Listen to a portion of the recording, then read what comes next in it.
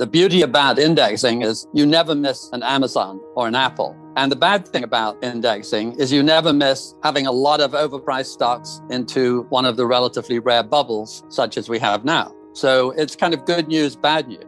If you can ride out the odd 50% decline, totally unnecessary, of course, on fundamentals 30 years ago. The market is mildly hysterical from time to time, and it's totally unjustified by the steady stream of dividends and earnings. But it happens. And if you want to ride those 50% drops, good luck. It works out very well in the long, long run. But it can take you 20 years to get back in the game. If you get caught in 1929, it works out just fine, but you don't get your money back until 1955. If you get hammered in 74, you don't get your money back until 87. And then when you've gotten it back for a month or two, you give it up again. And the same in 2000. By 2010, you're still losing money. So you have to be willing to ride out. And some people feel their lives aren't long enough to take the 10, 15, 20-year wipeout. So for those who feel they're brave enough and willing to try, I've always thought that sidestepping some of the pain might be a good idea. I think they're perfectly straightforward. They're intellectually easy and psychologically disastrously difficult. They're easy because in most cases, they're so extreme. It's like, how do you notice the Himalayas when you're standing in northern India? I mean, they come out of the plane and they soar up.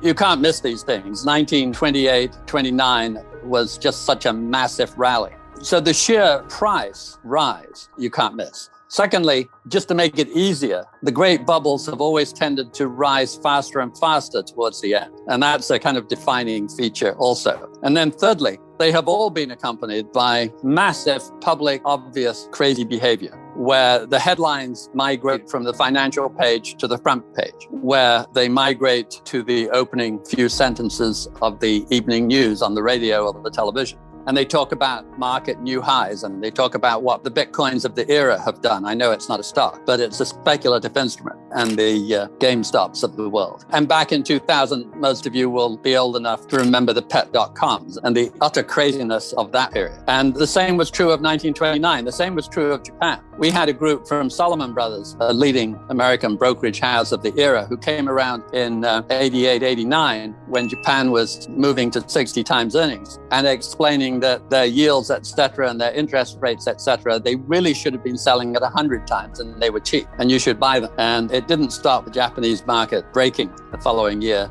It has not recovered the high of 31 years ago yet. So that was pretty painful. Taught us, in a sense, a powerful lesson about how human behavior works. But it also explained to us why the big firms couldn't play that game. It is simply not a commercial proposition to get out of a bull market, because every now and then they run further and faster than you expected. Japan went on and on and on, way beyond people's expectations. 2000 beat the record. There's a lot of difference between 35 times earnings and 21, the previous record. So sometimes they break out to an astonishing degree. Now, the bad news is that changes nothing. They go back even more and longer, and they go back where they came from. And the higher they go, the harder and longer they fall. But it changes everything when you're there. When you're having a bubble, it's really advisable to have the bubble be in one focused area. In 2000, for example, it was US growth stocks. It was not global. And real estate was really cheap, as in cheaper than the cost of building the building you could buy real estate for. The bonds were really cheap, and inflation-protected bonds had just come out, and they yielded 4.2%, 4.3%. I mean, can you believe it? Real return guaranteed against inflation. Even within the market, the value stocks were not too bad, and the small stocks were not too bad, and small value was actually cheap enough that when the S&P had gone down 50%, it hadn't gone down at all. It was, I think, +3. I mean, amazing. And the REITs, all of the real estate, they were up 30% as the S&P hit -50. That was a bubble that was paradise for an asset allocator because there were so many alternatives. What you want to avoid is what Japan did in 89. Japan had the biggest bubble in history, I believe, bigger than the South Sea bubble, and that was in land and real estate. And the old story, the land under the Empress Palace was worth more than the whole state of California. We spent 2 days actually asking and digging, and it literally was. First of all, it's a big palace with great palace grounds. And secondly, downtown Tokyo, all around it, was selling for, 4, 5, 6 times downtown Manhattan. And the numbers worked out. Just amazing. Simultaneously, they had the biggest equity bubble of any important market. There are some flaky, tiny markets that don't count. But of any major market, that's the biggest bubble of all time. At the time, we were told it had gone to 65 times earnings. There's always historical revisionism in the data, so you have to be a little careful. But at the time, it was clear, everybody agreed, 65 times earnings, which is pretty remarkable. And it had never sold at over 25 times before. So that's the thing that makes every value manager wake up sweating in the middle of the night is Japanese stocks. Anyway, they managed to do both of these at the same time. And 31 years later, the land is not back, real estate's not back, and stocks are not back to where they were. This was a loss of perceived wealth so profound that you have to congratulate the Japanese for not going into a depression. And people talk about a lost decade, but that was a lost decade where they actually inched forward. They actually did not go even backwards for the decade. When you're taking that kind of loss of wealth, you're in trouble. Now, in the so-called great financial crash, which irritates me as a title because I think it was a housing bust, the housing market had this perfect 3 sigma, 1 in 100-year outlier bubble.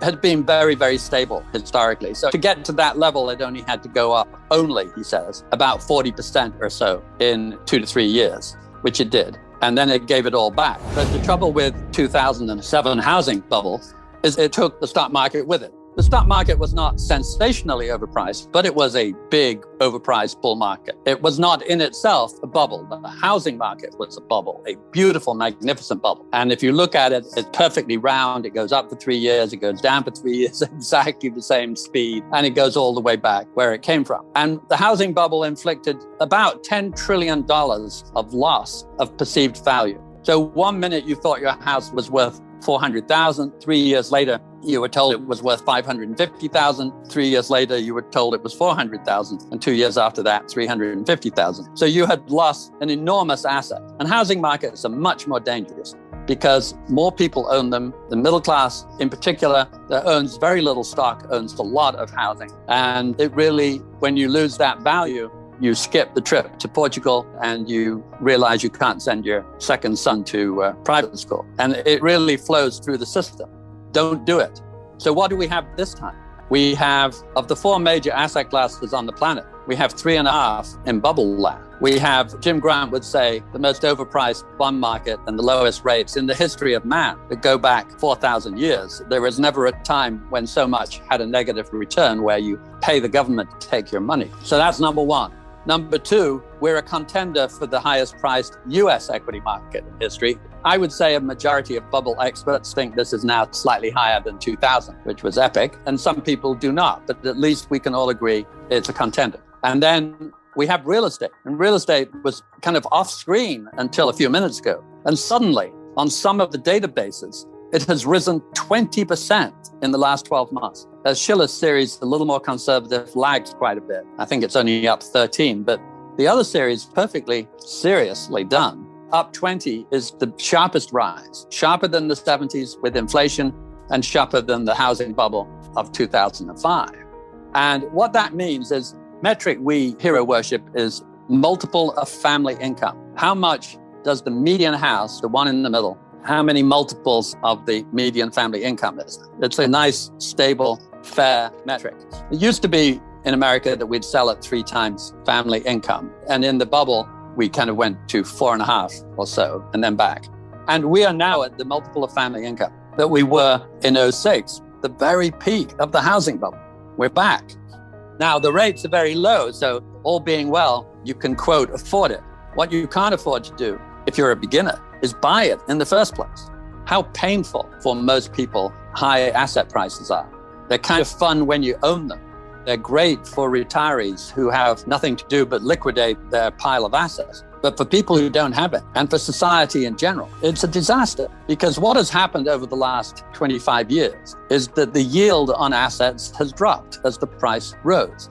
And at 6%, you can reinvest and double your money in 12 years. And at 3, it takes 24 years. So in 48 years, you have a quarter of the wealth, ignoring taxes for a second, a quarter of the wealth that you would have had in the world on average of the 20th century. This is terrible. And the same with a house. You're getting half the house that you used to get for your income. It's a disaster for people who don't have assets. And the whole society is compounding its wealth much more slowly. It's such a simple arithmetic point, but nobody seems to get it. It is slowing our wealth creation down and giving us the illusion that we're all getting rich. And of course, if you have a house, you know that the house hasn't changed. House was the same house at 300,000 as it was at 450 and back to 300,000. It's the same darned house. It doesn't hold off the rain any better in a housing bubble like today.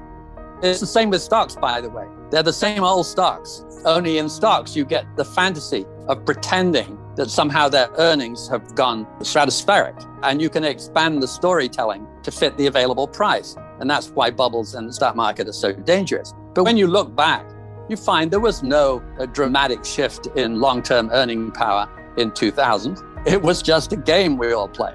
There wasn't even in Japan. There was a fairly modest upswing in profit margins. And profit margins are, as I like to say, the most provably mean reverting series in economics. So if you pay up for rising profit margins, that is absolutely the wrong thing to do. You should pay up for crushed profit margins because they always bounce. You should pay down for heroic profit margins because they always move downwards. Anyway, so here we are. We have the trifecta. First time in American history, the real estate market, the bond market, and the stock market. And then coming up on the rails, as they say, are commodities. If you take the Goldman Sachs index for non-energy, they have a ludicrous total index. It's so dominated by oil that when they break out oil and non-oil and the total index, you can't tell the difference really between the total index and the energy part. But if you look at the non-energy part, which is all the metals, all the critically important foods, plus one or two other things like cotton, it's back to the all-time high of 2011. It's back to that epic move in commodities. I mean, who knew that? The broad base of commodities, a lot of them that count, are back to the all-time high. And the UN Global Index of Food Prices is not far off its 2011 high. And then there's a more complicated story of energy, because energy in terms of fossil fuels is in the end game. The paradox, or the slight irony here, I suppose, is in the stock market, where it really is focused most on the US. And although the developed countries are, quote, overpriced, it's fairly business as usual. And there are some countries, the UK, for example, and some would argue Japan, are not particularly expensive. And emerging markets seem to be perfectly ordinary, which means against the bubble US, they're one of the 2 or 3 lowest relative points in history. And from those other points, they have done very, very well indeed. As recently as 2008, the emerging market sold at a PE premium to the S&P, and now it sells at half. And that's a pretty decent discount. Why does this time seem very, very different? I am actually hard-pressed to find anything that isn't different. But to start with the basics, the price-earnings ratio of the market for the last 20 years has been 70% higher than the previous 100 years. This is not a small number. This is not 15%. The profit margins of US corporations have been 30% higher in the last 20 years. So you've had really profound shifts. I think also the style of corporate management. 30 years ago, they used to think about expansion. The market for paper would get a little tight and they'd start to open new mills. Now they think about profit margins more than expansion, and they use their extra money to buy stock back. It works out very well for corporate offices, tends to push the price of the stock up a little bit, tends to be a little bad for GDP growth, a little bad for jobs. But for the corporation itself, it works pretty well, and for the stockholders. And there's no easy correlation between the economy doing well and the stock. You might think there is when you read the newspaper or listen to the news, but there isn't. If you run a correlation between the countries that do well, you can't find any connection. The rapid growing countries of the past have tended to slightly underperform. So you might start with Japan, had the best growth, didn't do that well overall. And then South Korea, China today, they outgrow everybody. It doesn't mean you make more money in the stock market. In fact, you run them all together over the last 100 years, you see a slightly negative correlation. The countries that have grown more slowly tend to do a little bit better in the market. The thing that drives return is how profitable you are, not how fast you grow. I'm causing a lot of trouble amongst my fellow value managers by saying that I don't think this market is a true bubble about to blow up. But that doesn't mean I would put my money in the US market. I think emerging markets is unusually much cheaper than the US. As recently as early 2008, it sold at a premium in the price-earnings ratio. And by the spring of last year, amazingly, it was actually cheaper than it had been after the crash in 2009. And the US, meanwhile, priced at 11 times earnings, had gone to 22, and emerging had gone from 11 to 10. So a huge divergence in favor of the US. And that's usually a pretty good sign. You should pay attention, be ready to be a little brave, and the probability of emerging not outperforming the US over the next 5 or 10 years is, I think, very slim. It will win. Who has the strongest economy in the world? And how do you measure it? I think, obviously, China and India have been able to outgrow everybody else, and I think that's a workable definition of a strong economy. How many of your poor have you turned into middle class? What is the average lifestyle? What's the average educational standard? And you have to give it to the Chinese. What should scare us a little bit is the success, particularly of the Chinese, of educating their average workforce. Their recent scores in math are higher than the US. Not only are they 1/3 the price or 1/4 the price, but they're actually more skilled in basic quantitative methods. This should make us nervous. It makes me nervous. Exactly. It makes people in Silicon Valley nervous, too. I think it does, yeah. Yeah. And can you argue that over the long run, whatever the long run is, those countries that don't have a highly functioning democracy will be, in the long run, restrained in terms of their prospects? I have this view about capitalism, that it does millions of things better than other kind of top-driven economic systems. But one or two things it does very badly. If it's very long-term, capitalism is not really suited to that. They have this discount rate problem whereby anything that happens out 20 years doesn't seem to matter. And the Chinese can deal with those problems much better.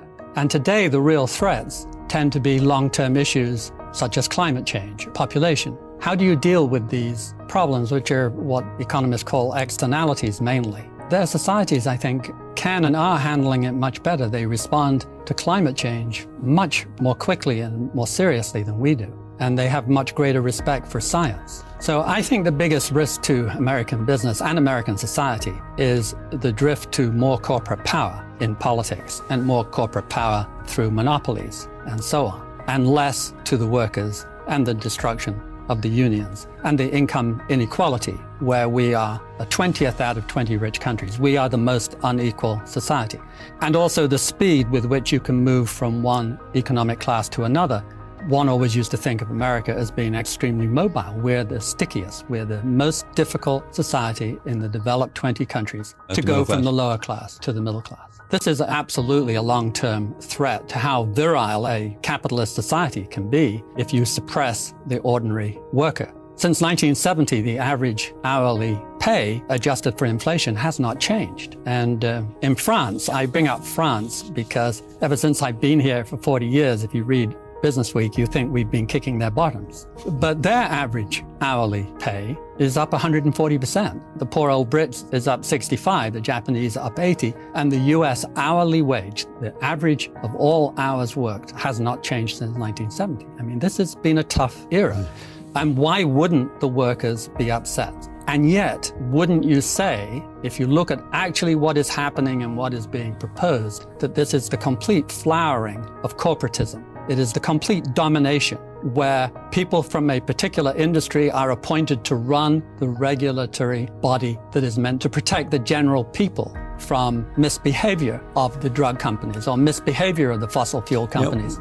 They have been taken over by the corporation. A good society will have these waves. You move towards capitalism, you move back towards the worker. Capitalism was the top dog back in 1880.